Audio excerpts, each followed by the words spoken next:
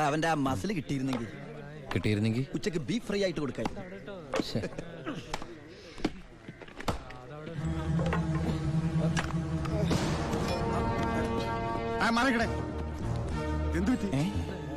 ആ ഡോക്ടറെ വിളിച്ചു സർ. ഒടുക്കത്തെ കരുനാക്ക്. എന്താടാ ഒരാള് കിടന്ന് ഉറങ്ങണേന് ഇങ്ങനെ നീ എന്തേത് വേടി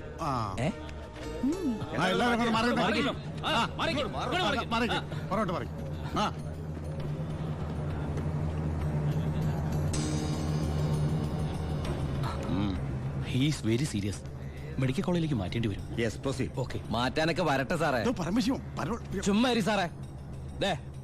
ഈ നിൽക്കുന്ന കൃഷ്ണേട്ടൻ കഴിഞ്ഞ ആഴ്ച ക്ഷീണം കൊണ്ട് തളർന്നു വീണപ്പോ ഒരു കപ്പ് വെള്ളം എടുത്ത് മോന്തക്കൊഴിച്ച് എണിപ്പിച്ചുവിടാൻ പറഞ്ഞാളാ ഈ സൂപ്രണ്ട് സാറ്. പിന്നെ ഇവനോട് മാത്രം എന്താ എത്ര സിമ്പതി? നിങ്ങൾ ആരെങ്കിലും കാശ് വെച്ചിട്ടുണ്ടോ? വെറുതെ ഇരി സാറേ. ഇവന്റെ നാവിക്കിട്ട് ഒരു ഒറ്റ തൊഴിലെടുത്തന്റെ അപ്പ എഴുന്നോക്കോ.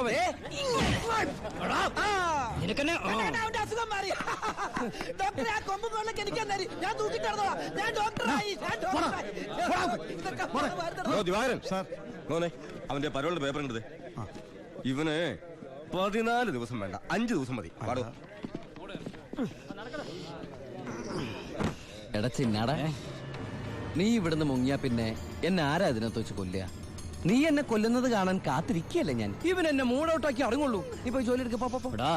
നീ ഓർത്തോ അല്ല, ഞാൻ ഡെന്റിസ്റ്റ് പല്ല് ഞാൻ എടുക്കും. നീ സൂക്ഷിച്ചോട്ടോ. ഞാൻ ഇവിടുന്ന് പുറത്തിറങ്ങിയിട്ട് വേണ്ടേ?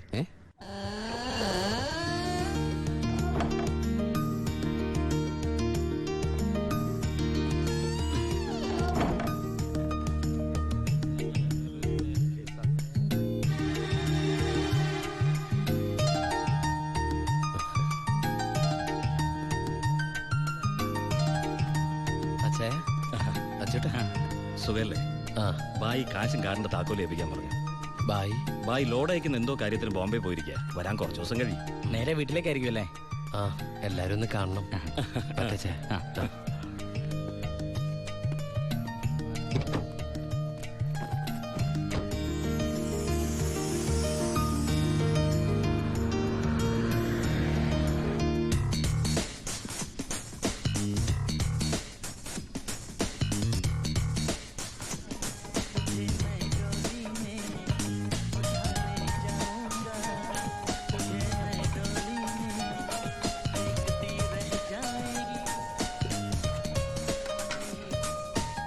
ഭാരതി അമ്മേ,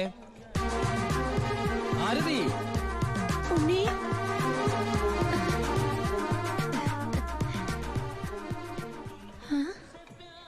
അമ്പിളി, എടി അമ്പിളി.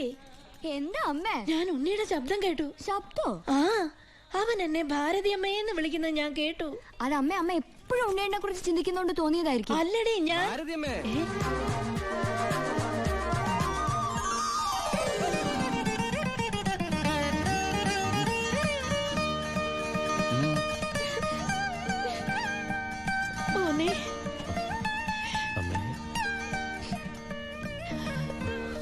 ഉണ്ണി,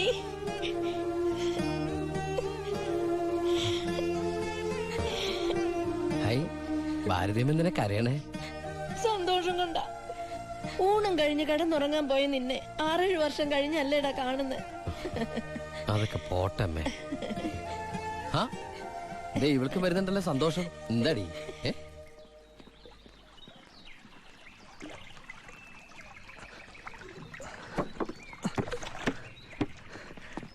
ഉണ്ണിയേട്ടൻ വന്നു. ഓർക്കാപ്പുറത്തല്ലേ അമ്മേ ലീവ് കിട്ടിയത്. അതുകൊണ്ട് ഒരുപാടൊന്നും വാങ്ങാൻ പറ്റിയില്ല. അമ്മയ്ക്ക് ഷുഗറും പ്രഷറും നോക്കാൻ, പിന്നെ നിനക്ക് മിഠായി, ഓഡിയോ CD. എടാ,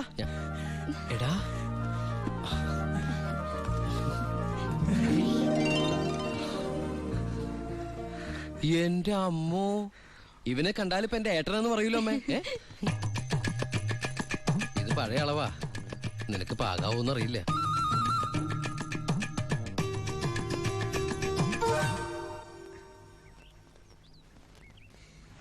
നീ പിടിച്ചേ.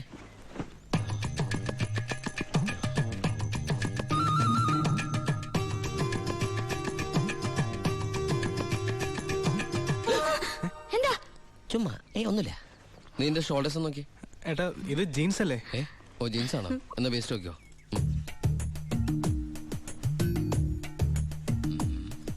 ഞാൻ നിനക്ക് വേറെ സാധനം കൊണ്ടുവന്നുണ്ട്. നമ്മുടെ അനിയത്തി.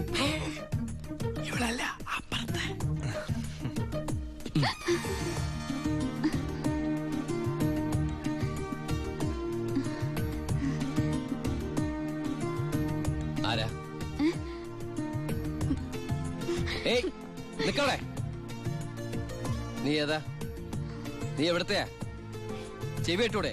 സംസാരിക്കില്ലേ? ഞാൻ ആ വീട്ടിലെയാ. ആ വീട്ടില്.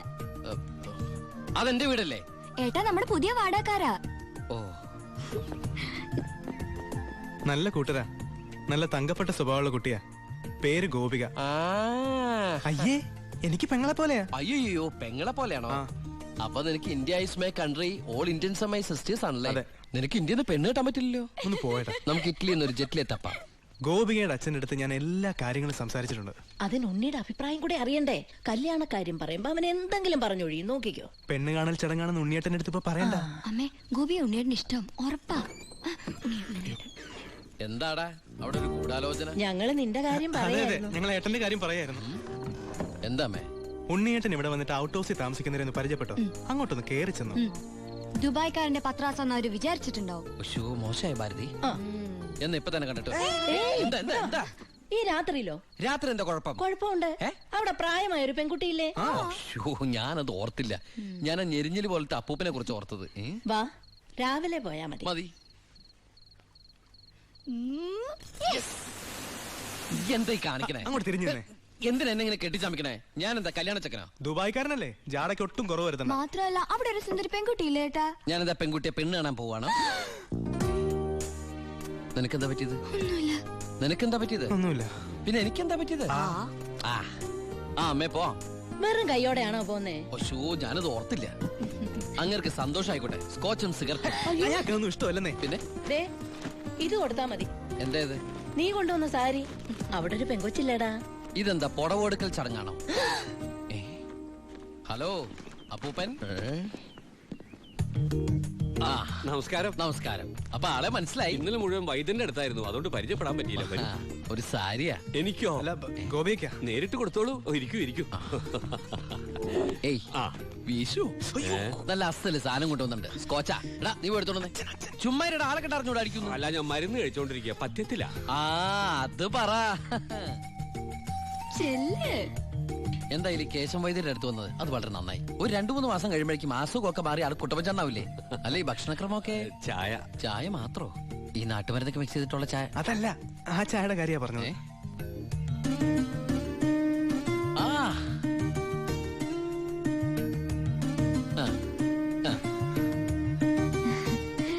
ഒറ്റ മോളല്ലേ? അതെ. കെട്ടിച്ചതാണോ? അല്ല, കെട്ടിച്ചില്ലേ നമുക്ക് ആലോചിക്കാന്ന്. എന്തായാലും കുട്ടികൾ ഇങ്ങനെ പുര നിറച്ച് നിർത്തരുത്. എനിക്കിഷ്ടല്ല. ഇങ്ങോട്ട് വന്നേടി മോളെ. അതങ്ങോട്ട് വെച്ചേ. എന്നിട്ട് അങ്ങോട്ട് പിടിച്ചേ. സാരിയാ. ചെറുക്കിനെ നമുക്ക് ഈ നാട്ടിൽ തന്നെ നോക്കിയാലോ? ഹൈ, നാണായോ? സർക്കാർ ഉദ്യോഗസ്ഥൻ വേണോ ബിസിനസ്സുകാരൻ വേണോ? ഹൈ, ഞാൻ തപ്പിയെടുക്കാന്ന്. ചിക്കിളി എന്ത് കൊടുക്കും? എനിക്കൊരു കാര്യം സംസാരിക്കാൻ. വലിയ വലിയ ആൾക്കാർ സംസാരിക്കുമ്പോൾ അത്യാവശ്യ കാര്യം. ഇവന്റെ സ്കോച്ചും കൊടുത്തു വിടാട്ടോ. ചികിത്സ തീരുമ്പോ ആളുണ്ടാവണമെങ്കിൽ തങ്ങാലോ. എന്താണത്? സ്കൂളിലേക്ക് കുട്ടികളെ കൊണ്ടുപോകണോ? എന്തായടാ? എന്റെ അമ്മ ഏട്ടനെ കൊണ്ട് ഞാൻ തോറ്റു. അവിടെ ചെന്നിരുന്ന് ചോദിക്കാ ഈ പെണ്ണിനെ കെട്ടിച്ചതാണോന്ന്. അയ്യോ, ഇത് കുഴപ്പമായോ? അവളുടെ ജീവിതത്തിൽ എന്തെങ്കിലും tragedies? I mean divorce, widow, something like that? Any flash back? ഒരു ഫ്ലാഷ് ബാക്കും ഇല്ല. പിന്നെന്താ? മോനേടാ, ആ വീട്ടുകാരെ നിനക്ക് ഇഷ്ടായോ? പറയാതിരിക്കാൻ പറ്റില്ലമ്മേ. നല്ല തറവാടികളാ. സാധാരണ ഞങ്ങൾ ദുബായ്ക്കാരോട് ചോദിക്കുന്ന സ്ഥിരം ചോദ്യം ചോദിച്ചില്ല. എന്ത് ചോദ്യം? എപ്പോഴാ തിരിച്ചു പോണേന്ന്.